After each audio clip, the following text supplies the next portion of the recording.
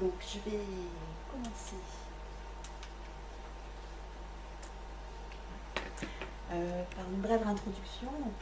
Pour rappeler que les lymphomes du médiastin font bien partie des lymphomes B diffus à grande cellule, parce que c'est pour ça qu'on est là aujourd'hui, que la cellule d'origine est une cellule B intrathymique, que ça touche, ça représente 2 à 4% des lymphomes et 10% environ des lymphomes B diffus à grande cellule. Donc, cliniquement, c'est plutôt une femme d'âge médian, 30 ans, avec évidemment une masse médiastinale volumineuse, bulky, compressive, avec un envahissement des cellules avoisinantes, un envahissement pleural, pulmonaire, et une vingtaine de pourcents de stade disséminés.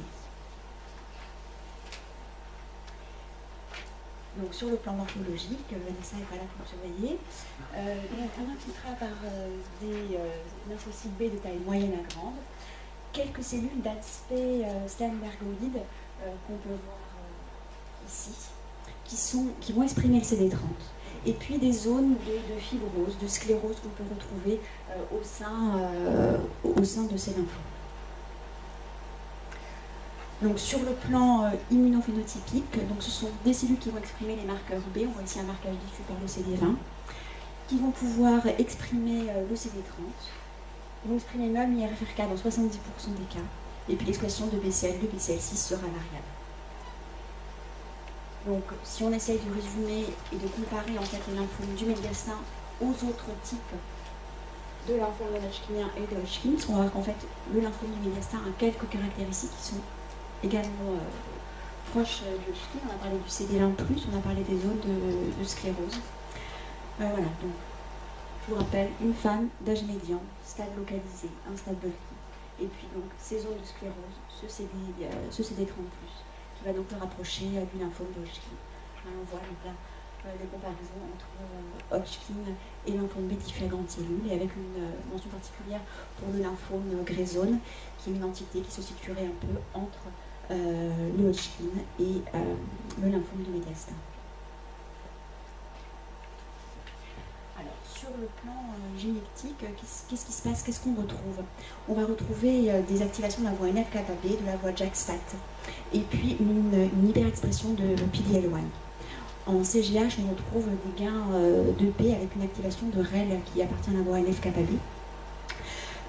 Des amplifications en 9P24. En 9P24, il y a JAK, il y a PDL1 et PDL2.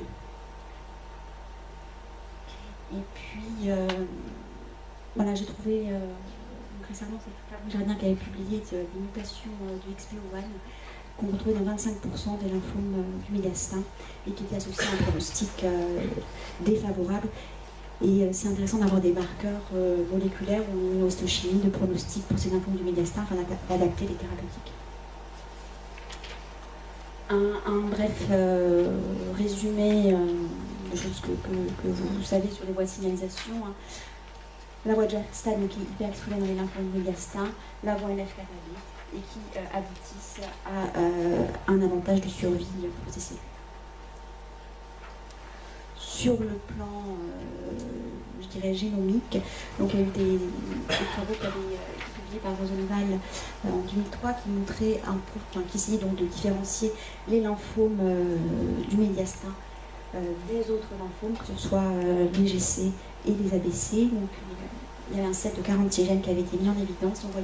On voit extrêmement bien sur ce set donc, le profil vraiment différent des lymphomes du médiastin et des lymphomes GC ou ABC, avec dans les gènes hyper exprimés, on va retrouver MAL, on va retrouver PTL2, on va retrouver JAK aussi également qui va être hyper exprimé. Un petit rappel de pronostic, on en reparlera tout à l'heure. Les lymphomes du médiastin ont un pronostic plutôt favorable globalement par rapport aux GC et aux ABC, même si on peut mettre quelques bémols sur ce pronostic favorable. Si on compare sur ce panel d'expression de gènes les lymphomes du médiastin aux lymphomes de Hodgkin, et en fait on retrouve un panel d'expression génique qui est extrêmement proche entre ces deux entités. C'est pour ça que je vous précisais bien au début que c'était bien, que ça appartenait bien aux lymphomes B diffus à grande cellule et qu'il y avait bien cette hyperexpression des marqueurs B. Il s'était penché également sur l'hyperexpression en 9P24. En 9P24, PDL2, PDL1, JAK2. Et donc effectivement une hyperexpression de PDL2 dans les lymphomes du médiastin par rapport au lymphome B diffus avant de cellule. Alors, le pronostic, je vous ai dit qu'il était globalement favorable, c'était des gens jeunes. Donc, stade localisé, gens jeunes, fait plutôt pronostic favorable. L'IPI, alors l'IPI peut être controversé, puisque donc, effectivement, on a cette population de gens jeunes, donc peut-être voilà, à rediscuter. D'autres scores pronostiques, les LDH, le sexe masculin, l'OMS et donc le caractère disséminé. Les gens qui ne répondent pas au traitement de première ligne vont être des gens qui vont avoir un pronostic extrêmement défavorable, donc et des rechutes précoces inférieures à 12 mois également. Le PET scan a une place importante, pronostic aussi pour guider le traitement, on en reparlera tout à l'heure. Et puis donc, je vous avais déjà parlé de mutation de l'XP01. Et puis donc, pour guider le pronostic, j'ai trouvé intéressant cet article qui essayait sur en fait un panel en immunohistochimie de marqueurs utilisés de manière classique, au moins facilement abordable, d'essayer de faire un index pronostic, de voir s'il y avait des marqueurs en immunohistochimie qui sortaient, qui pouvaient, dès le diagnostic, aider au traitement et guider dans ce traitement. 50 patients, tout épi, AirShop, radiothérapie au niveau du traitement de référence. Et donc, en score pronostic, dans cet essai, ressortait le stade localisé, puis le sexe féminin dans les index pronostiques, enfin, je dirais généraux. De manière intéressante, aucun impact de la radiothérapie n'était retrouvé sur le plan pronostic. Et puis donc, ce que eux ont montré, l'expression de PD-L1 augmentée et le pronostic favorable, et l'expression de même 1 faible et le pronostic défavorable. Ils ont fabriqué un score biologique avec 0, 1, 2, 3 en fonction de l'expression de PD-L1 et de même 1, et on voit bien le pronostic défavorable de cette expression de PD-L1 négatif et même 1 positif. Et puis donc, ça a été mixé avec l'IPI pour faire un score pronostic mixte. Je trouve que ça peut être intéressant pour nous, éventuellement pour nous guider, d'avoir des outils pour nous guider facilement, essayer de nous guider facilement pour essayer d'améliorer, de sensibiliser le traitement. Le traitement. Donc, qu'est-ce qu'il y a comme traitement? Alors, on va refaire un peu d'historique juste après.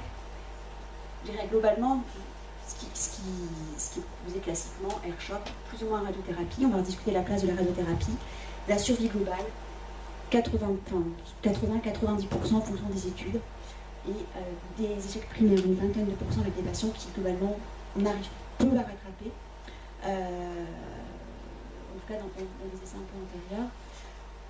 Donc vraiment un effort à faire sur la première ligne pour arriver à mettre ces patients en rémission dès la première ligne. Quoi faire? Des régimes plus intensifs, une autogreffe en première ligne, a priori non. La place de la radiothérapie, donc on va en reparler après, la radiothérapie était un traitement historique administré à tout le monde auparavant, mais la radiothérapie est toxique pour le cœur, pour les poumons, chez ces jeunes, cancer du sein éventuellement. Donc cette radiothérapie doit être rediscutée dans la prise en charge. La place du PET scan pour nous aider à évaluer la masse résiduelle et à guider le traitement. Et puis donc ces facteurs pronostiques importants. Donc sur le plan chronologique, on va se placer à l'ère pré-rituximab, voir une étude un peu de cette ère pré-rituximab, et voir un peu les différentes études qu'on a au cours du temps pour nous aider dans la prise en charge. Alors, dans l'ère pré-rituximab, donc on est en 2004, et donc on a, alors si le problème dans toutes ces études, c'est que ce sont essentiellement des études rétrospectives avec des petites séries. Il y a peu d'études prospectives dans les lymphomes du médiastin. Donc là, on est dans du rétrospectif, avec comparaison entre deux régimes. Donc le CHOP, on a l'air pré-rituximab, et le MACOP. Le MACOP ou le BACOP, qu'est-ce que c'est? Globalement, c'est un CHOP avec du métaux et de la bio. Et donc là, on voit que ce soit en termes de réponse, en termes de survie, qu'à l'air pré-rituximab, le MACOP fait beaucoup mieux que le CHOP, donc des régimes hyper intensifs font beaucoup mieux que le CHOP. Ensuite, une étude où on voit apparaître le AirShop, qui date de 2006. Et donc, dans cette étude, on voit toujours donc, la différence entre les régimes intensifs et le CHOP. Et puis donc, le AirShop qui arrive avec une survie qui est amélioré par rapport au CHOP, mais on est toujours dans du rétrospectif et on n'a que 19 patients traités par AirCHOP. Une mention sur la radiothérapie avec une différence qui n'est pas significative entre les patients traités et les patients non traités par radiothérapie. Alors là, on est dans du prospectif, c'est l'essai MINT. Dans l'essai MINT, il y avait 87 patients qui avaient un lymphome du médiastin.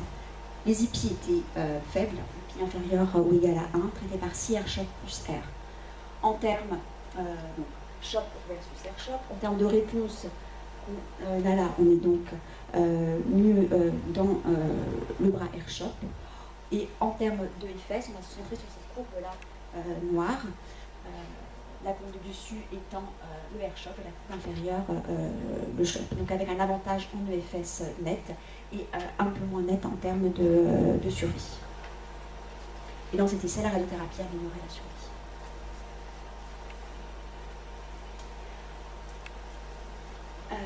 Cet essai-là qui se penche donc sur ces réfractaires au R-CHOP.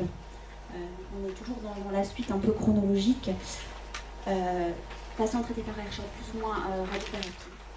20% de réfractaires. Les réfractaires ont une survie médiane à 23 mois, ce qui est évidemment ce sur quoi on va se pencher pour essayer d'éviter ces réfractaires qui ont une survie vraiment faible. Dans cet essai, donc, vous avez la courbe de PFS, la courbe de survie. De manière intéressante, toujours la PFS avec ou sans radiothérapie et pas de différence avec ou sans radiothérapie.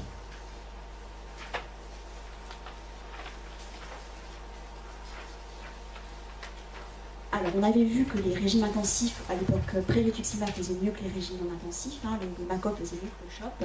Donc, dans cette étude, on a essayé d'intensifier un peu le R-CHOP, donc du R-CHOP 14 versus du R-CHOP 21. Et dans les autres lymphomes, ça ne sort pas, mais là, on a quand même ce bénéfice du R-CHOP 14 versus du R-CHOP 21, donc un traitement intensif pourrait être plus intéressant chez ces patients ayant un lymphome du médiastin, avec en survie, hein, ce n'est pas significatif. Donc peut-être un intérêt de cette intensification, même si là, ce n'est pas significatif en survie.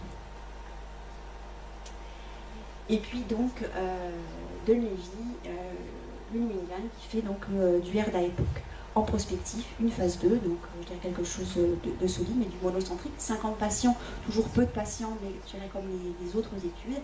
Avec là, on voit une EFS et une OS qui sont extrêmement intéressantes. 93, 97 patients passés cette radiothérapie. 2 patients qui avaient une masse résiduelle ont eu la radiothérapie sur la masse résiduelle et donc ont répondu.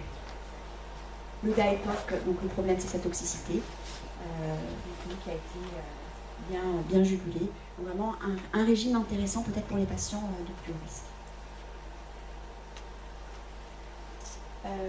Une présentation à l'âge qui s'était posé la question de la radiothérapie également chez ces patients. C'est une étude rétrospective, encore une fois, un peu vieille, avec pas mal je dirais peut-être de disparités entre tous ces patients, des patients traités par CHOP, des patients traités par R-CHOP. Dans le groupe R-CHOP, il y avait avec et sans radiothérapie. Entre le CHOP et le R-CHOP, voilà, ça on en a déjà parlé, pas de différence. Entre le groupe avec et sans radiothérapie, on ne retrouve pas de différence de survie significative. Donc là aussi, la radiothérapie ne paraît pas être intéressante. Alors, le PET scan. Le PET scan, en bilan d'extension, bien évidemment. En bilan de fin de traitement également. Après, la question, c'est quand. Le PET scan ne doit pas être fait de manière trop précoce. Là, on voit un PET scan réalisé 3 semaines à la fin du traitement, avec une fixation médiastinale résiduelle, un SUV à 6. Le même patient, on trouve les 6 semaines après, on voit cette fixation qui a disparu. Donc, le PET scan dans le lymphome du médiastin a une bonne valeur prédictive négative. Mais il peut donc y avoir ces fixations résiduelles, il y a la fixation thymique, il y a la réaction inflammatoire au niveau du médiastin. Donc vraiment bien le faire, je pense, à distance pour qu'il puisse être intéressant. Et puis donc, ce PET scan, comment on va l'interpréter, quel est le cutoff qu'on va mettre, comment on va le lire ce PET scan. Donc c'est du SLG. Donc il a été fait de manière prospective. Il y avait une centaine, un peu plus de 100 patients, donc qui ont été traités par air chimio. Vous voyez là la disparité du AirShot 14, du AirShot 21, du AirVacop, du AirMacop, des choses assez diverses. Et puis une radiothérapie qui a été donnée globalement. Quand on regarde les réponses en ce qui concerne le PET scan, on voit que les patients de Deauville 1, 2, 3 globalement ne rechutent pas et que seuls les patients de Deauville 4 ou 5 rechutent. Donc si on se prend avec un cut-off de lecture PET positif, PET négatif, ici, si on dit que les PET négatifs sont 1, 2 et positifs 3, 4, on a en EFS et en OS des différences qui sont peu significatives. Et si on prend un cut-off ici, on a en OF et en EFS une significativité plus importante. Donc il est important de dire que le PET scan pour les lymphomes du destin ne sera considéré comme négatif inférieur à 1, 2, 3 et positif 4, 5. Après, le même groupe a republié sur le PET scan post-radiothérapie avec un intérêt avec un gain dans les réponses du PET scan après la radiothérapie. Les patients en rechute ou réfractaire, globalement c'est AirShot, RAS et autogreffe. En ce qui concerne les réponses et leurs critères, donc là c'est une étude rétrospective également. On voit une survie à 4 ans de 70%, une PFS de 61%. Au niveau facteur pronostic de réponse à ce traitement par RDHAP ou RAS autogreffe, ce qui ressort essentiellement, c'est le caractère, qui sont corrélés d'ailleurs, le caractère chimiosensible ou chimioréfractaire et le caractère rechute inférieur à 12 mois ou supérieur à 12 mois.